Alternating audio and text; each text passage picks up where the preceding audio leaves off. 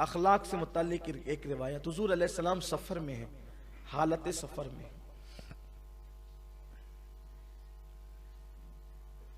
अब अपनी क्या आदत है कि अगर हम सफर में हो और अगर इत्तेफाक से, हुस्न इत्तेफाक नहीं कहता बल्कि कहता हूं सूए इत्तेफाक से, अगर हम ही इल्म वाले हों, हम ही पीर साहब हों, हम ही आलिम साहब हो, हम ही सैयद साहब हो, हम ही खतीब साहब हो, हम ही यानी बड़ा मनसब अपना ही हो, तो फिर पूरे सफर में हम सबको नौकर बना लेते हैं। पानी पिलाओ, चाय पिलाओ, ये लाओ वो लाओ, ये सभी रहता है।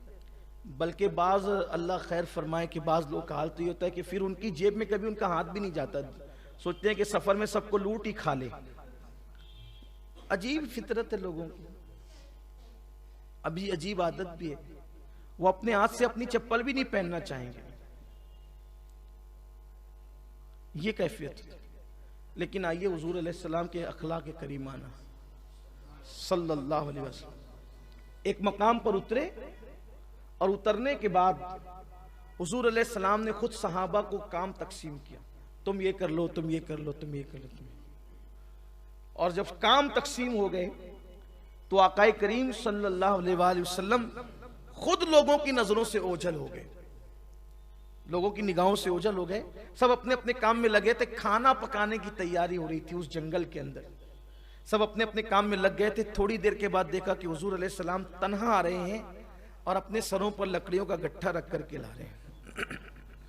गौर करें आप, जिसकी रिसाई खुदा तक हो, मैदान महशर का जो दूल्हा हो, जो मालिके जन्नत हो, मालिके कौनैन हो, मालिके कुल हो, जो महबूब खुदा हो, जिसकी मर्जी खुदा की मर्जी, जिसको हिल्लत व हुर्मत के कानून का मालिक बना दिया जाए, आसान काम दूसरों को सौंपा और जो मुश्किल काम था वो अपने जिम्मे लिया, बताया तक नहीं, लकड़ियों का गट्ठा सर पे रखकर लिया। सहाबा दौड़े, उसके हुजूर आपने ये क्या किया?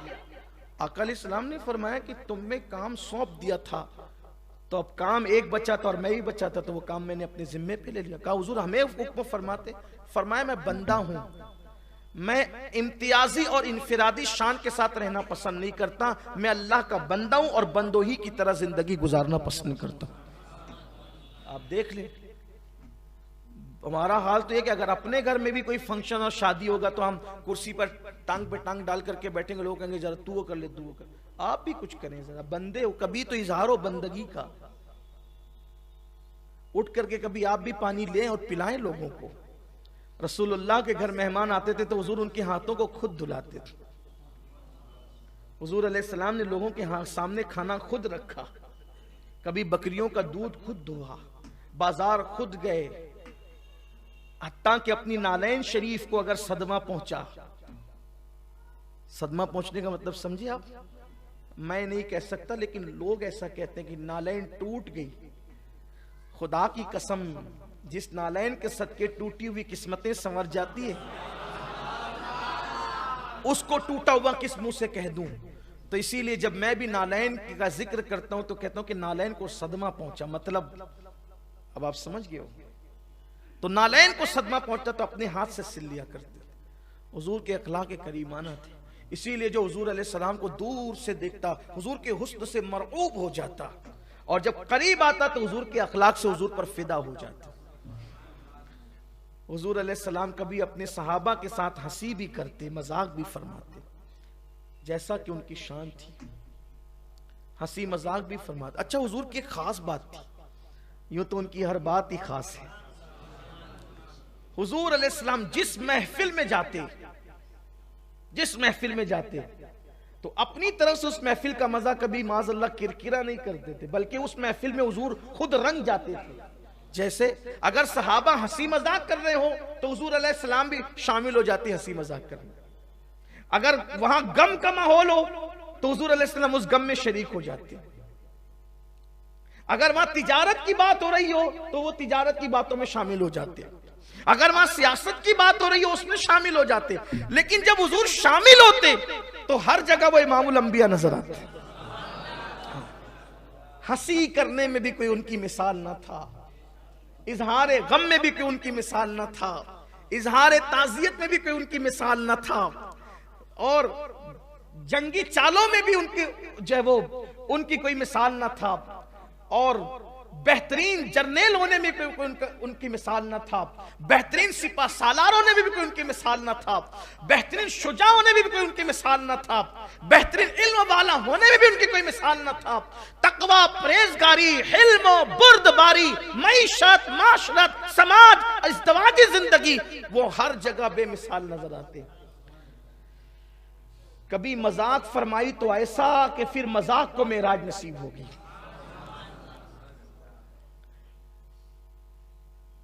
और जिसके साथ की फिर उसने जिंदगी भर याद रखा कि हुजूर ने मेरे साथ मजा फरमाई।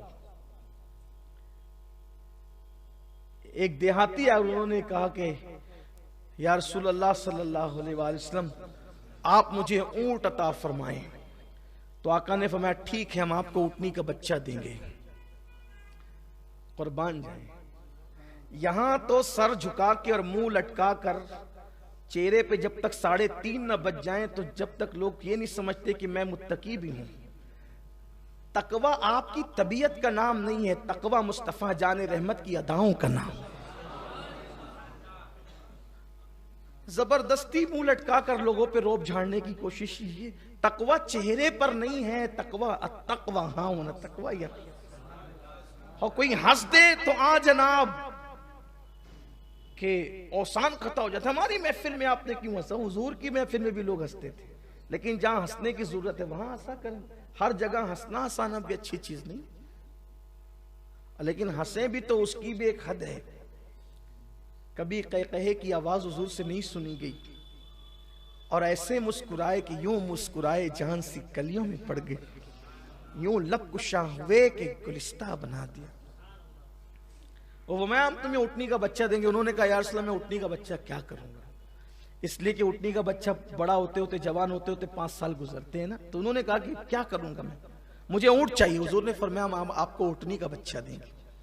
उन्होंने कहा यार सलाम सबको देते हैं, अब मैं अर्ज कर रहा हूं। तो हुजूर ने फरमाया हम ऊँटनी का बच्चा देंगे। तो कहा हुजूर मैं ऊँटनी का बच्चा लेके करूंगा क्या? आका ने फरमाया भले इंसान, ऊँट भी तो ऊँटनी ही का बच्चा होता है।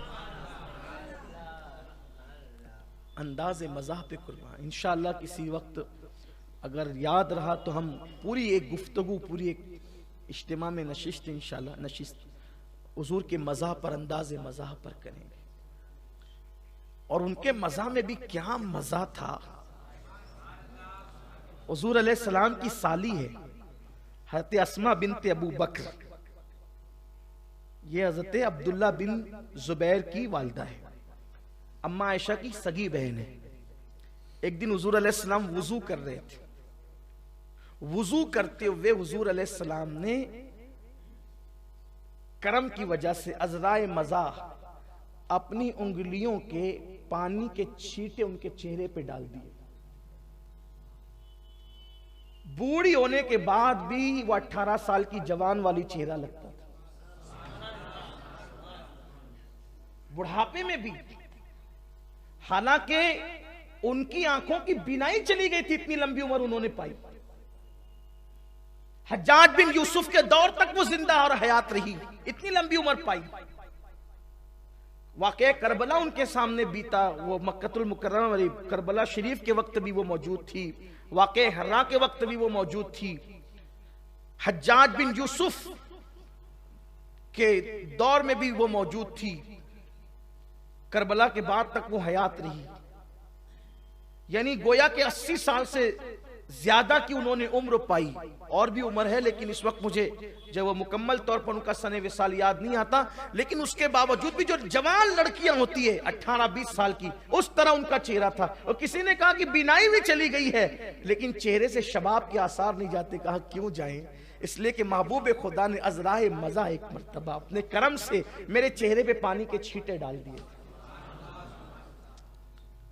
ये पर्दे के अहकामात के नुज़ूल से पहले की बात हो सकती, वरना जब पर्दे के अहकामात आ गए तो फिर उसके बाद किसी औरत को बेपर्दा आने की इजाजत नहीं थी।